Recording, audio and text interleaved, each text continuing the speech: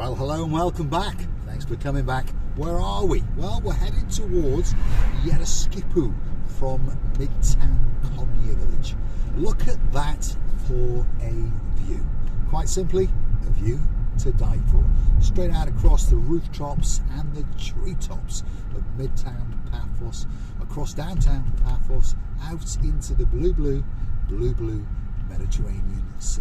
Thanks for joining me and thanks for coming back now and again. Big shout out to some of the stars who like to watch the show now and again.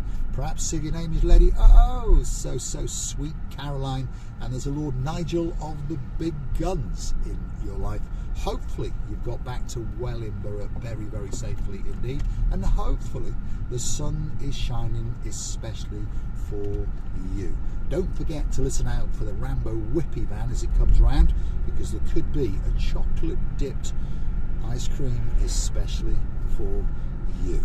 Big shout out to the girl in downtown Hartlepool. Dayman, hope you are keeping well, and we understand that time is ticking and it won't be that long before you are in downtown Paphos. Christmas is in the way, the dampness and the dullness of January and February, but then very quickly after that May will be upon us, and you will be joining us in the Pelican restaurant for a coffee or two. Big shout out to Mr. Bernie, Sir Bernie, I apologise, and of course Lady Jan in downtown Southend. Guess what? I'm smoking a Romeo and Juliet. I am lardy-darring especially for you.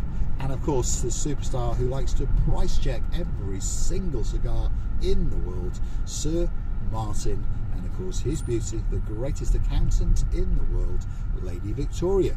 There it is, that is Yeroskipou Square. Let's take a right and let's see what's going down in the metropolis. And what time is it? Oh, it's lunchtime, so to be honest it's looking reasonably quiet because everyone has rushed home and they're now sitting down and having a bit of souvlaki or two. Could be chicken, could be pork, who knows, but they'll be definitely eating something and not caring about anything else in the world. Keep the lights on green, Andrea, please. I don't want to get one of these traffic light tickets for going through them on red. There we are, they were on green all the way through, so yet again Mr. Paul has been a very good boy indeed. Big shout out to Sir Mart, hopefully he's keeping well and hopefully he's selling Volkswagen parts all over the world. As you can see, that man didn't have much concern for his car door, but luckily I had a bit of concern for my front wing and my front light. And thanks to Bernie for checking out the price of the front struts on the Jaguar. After your comments, I got the car on the ramp and I spent 2 hours underneath having a good look around and screwing screws in and making sure the plastic trim was tight, because I was concerned that there was noises coming from under the car, and of course what they actually are is all the plastic protectors that get caught on curbs and all those kind of things, and they were crescendoing into what sounded like a huge bill, but luckily 2 pieces of wire, 6 screws, very dirty hands and a lot of frustration, and the sounds appear to have gone away. But you never know, there may be a crashing front suspension strut coming my way very soon indeed. Let's hope not, because as Bernie said, they range between £750 and £950, and that's just to buy them. There you go. Luckily for me, I've got mechanics that work for me, so we can fit them technically for free, but it's the buy-in bit that's the scary bit. Anyway, here we are, downtown Yeroskipou. What have we got on the left hand side? Sabas MS Auto Trade. You want to buy a car, perhaps go in. He's a pretty honest guy. He doesn't have much below back, shall we say. He tends to deal in pretty newish cars, 4 or 5 years old. Next door to that is a pharmacy, if you've got a hangover after negotiating with him. And next door to that is the bank, very appropriately placed for a car dealer. So we can batter you, you can get some paracetamols, and then you can frog march you to the bank to get the cash. Simple as that. Quite a clever guy, to be honest. Why haven't I got a car pitch there? That's what I'm thinking. Perhaps I'll get the mallet out and go and bash him over the head and take his car pitch. And you never know, I might make a couple of bob. Probably not. Here we go. We're coming towards the former Debenhams roundabout. I think we'll take a left and head down the tree-lined avenue down towards Kato Paphos, just for a change, just to see what's going on, see what the big diggering's going on, because there's a lot of big digging going on in and around Paphos. Most people are not bothered about that. Most people are concerned about downtown Kato Paphos and the harbour. If you're new to the channel, well, go hunting back 1 or 2 weeks and you'll understand the harbour is all complete. The promenade is looking pretty good. They're putting some seating areas in again, but technically it's all done. But it's the other streets around Kato Paphos that are the problem. If you're on foot, be careful how you walk, but you'll be fine. If you're in a car, well, you're in big trouble because there's big diggering going on absolutely everywhere. When we go down the harbour later with Miss Archie and receive the booth, I've no doubt she'll be saying something like big digging, whatever it is going on in her English translations. But of course, it makes me laugh, and hopefully it makes you laugh. Hopefully she never ever changes. She just happens to be the most beautiful woman in the world. The funniest woman, the craziest woman, and of course I love her to bits, as I'm sure many other people do. If you look here now, look at those things there on the left hand side. Those are traffic cameras. Now, drop it in the comments. The last time I was in the UK, and from whenever they started putting traffic cameras up, which has been a long time, they were always painted in yellow and big stripes to make them stand out, so that you knew, unless you were stupid, that there was a camera there. But in Cyprus, they painted them in like a motley grey, so they blend into the background. I ask you a question. Do you think they're after road safety, or do you think they're after money? We all know the answer. But anyway, drop it in the comments. What's your viewpoint? I would say the cameras, to be honest, should be more high profile, but of course they are making them low profile. It's like the little camera vans in and around Paphos in the UK. They're always, well, to be honest, you can see them from Land's End to John O'Groats, but in Paphos they are plain little white vans with a little sticker on the side that shows the picture of a camera.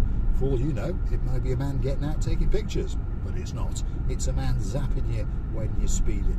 On that note, I don't tend to speed very much, especially in built-up areas. The speed limit, as you may have noticed, I mean, ignore the 30, that doesn't mean bugger all in Cyprus, but the speed limit in general is 50 kilometers an hour. The boys in blue, the girls in blue are very lenient, very lax, whichever way you want to look at it, but they allow you to travel up to 69 kilometers an hour before they're going to zap you. So if you drive around about 60-65 kilometers an hour pretty much anywhere, even in a car park, you'll be fine, don't worry. If someone gets run over, well, tell them to get out of the way. Well, sorry, tell them you should have got out of the way that little bit earlier, because again, as long as you weren't speeding, it wasn't your fault.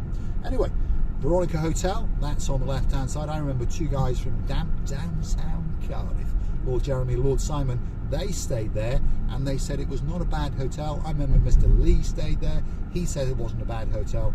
They call it a budget hotel. To be fair, I don't think it's that bad. I think it should be called a normal hotel. They say the food's quite good, the pool's quite good, and on top of all that, on your doorstep is the blue Mediterranean Sea.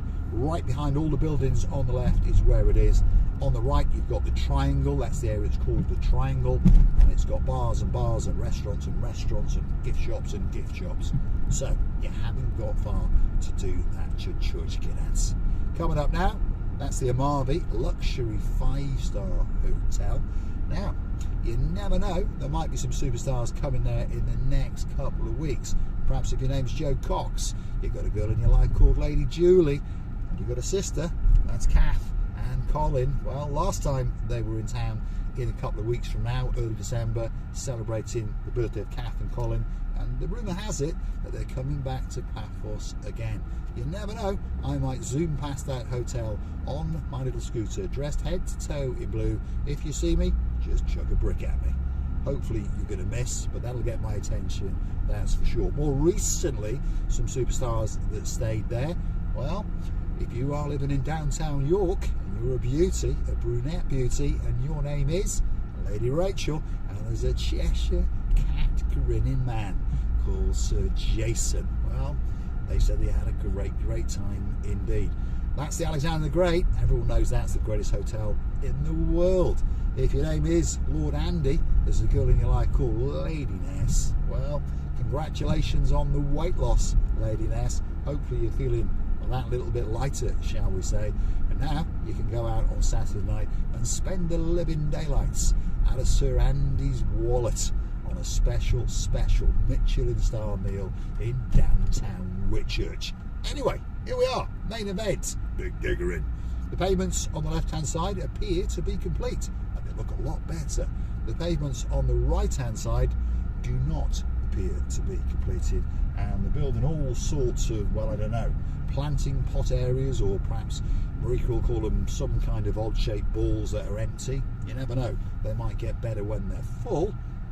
We'll stop it there now, Mr. Paul. But look at this. This is what I'm on about. If you're in a car, feel for that suspension, feel for those struts, and feel for my wallet, because they're going to cost me a couple of bob or two. Hopefully, over the next 2-3 months, all of this area will be completed. But it's going to take at least 2 to 3 months, because as you can see on the left-hand side, oof, that was nasty. There's a lot of pipes got to go in, so that means there's a lot of big diggering got to go on. And then, of course, all the infrastructure, all the cables, all the curbing, all the manholes, and then finally the tarmac. But if you're not coming back to Paphos until, let's say, March, April, May, it'll all be done. Well, let's hope so. If not, we'll go and storm the Gambaru #1, Mr. Fodonis's office, especially for you, and have a word with him and see what he's got to say. But he's told us that by June, July next year, Kato Paphos will be a totally different place. I hope it means it's finished, if you understand me. Sometimes things are lost in translation. His English is very good, but he obviously, well, has to be, should we say, lenient with the truth. That's the Alcon Taberna. Lots of people say that's one of the best restaurants in Paphos. I personally have eaten there 2 or 3 times, and I think it's very, very good. If your name's Mr. Craig and there's a girl called Miss Lisa in your life from downtown Newcastle, don't work too hard. Get yourself back on a big bird or a canoe, get yourself into the Alconi restaurant and get yourself a pork souvlaki or a chicken souvlaki or a pork chop, whatever it is you and Lisa fancy, but it's waiting especially for you. That was Bar Street on a unbusy afternoon, should we say, because obviously it doesn't open up until night. If you're curious to know what's going on the left hand side, they are refurbing some, what should we call them, some shambolic buildings that have been there for quite a long time. They were death traps, to be honest. At least they boarded it all up, and the rumour has it they're going to build some new restaurants, new bars, and put another floor on it and build some apartments or some accommodation of some floor on the top. Keg and Barrel, that's there on the left if you want to go for a pint or two. There's the Memories Cafe and Cocktail Bar. There's 1 or 2 pussycats in there waiting especially for you. And if you want the best fish and chips in Paphos, well, there it is right in front of you. T&J's Fish and Chips, takeaway or dine in. The experience is exceptional. Why didn't you let me out? And now you're going to let me out. There you go. Finally, he connected his brain. There you go. And the look of disdain on his face. I should get out with a mallet. That'll put a smile on my face, that's for sure. Anyway, we're back on the Hotels Road. We're going the wrong way because, of course, we're going away from the Kato Paphos Promenade. I'm going to say thanks for watching. If you like what you see, hit the like, click that subscribe, and don't forget to come back for a little bit more of my complete and utter madness. And if you really want to keep the channel afloat, if you want to keep Mr. Paul and Versace Gusivi out of booth, Miss Marika prancing and dancing, twirling in and around downtown Kato Paphos, all you got to do is support the channel. How do you do it? Well, Google these magic words, Marika and me, buy me a coffee, or buy me a coffee, Marika and me. Up will come our landing page on the totally safe and secure Buy Me a Coffee platform, and you'll have the choice to buy us a coffee or 2 or 3 or 4 or 5 or as many as you wish. If your name is John Ricey, thank you very, very much. If your name is Kath, thank you very, very much. Robert and Carol up in Payer, thank you very, very much indeed. And you can also join as a superstar at only €10 a month. Thanks for watching, and of course I will see you again very, very soon indeed.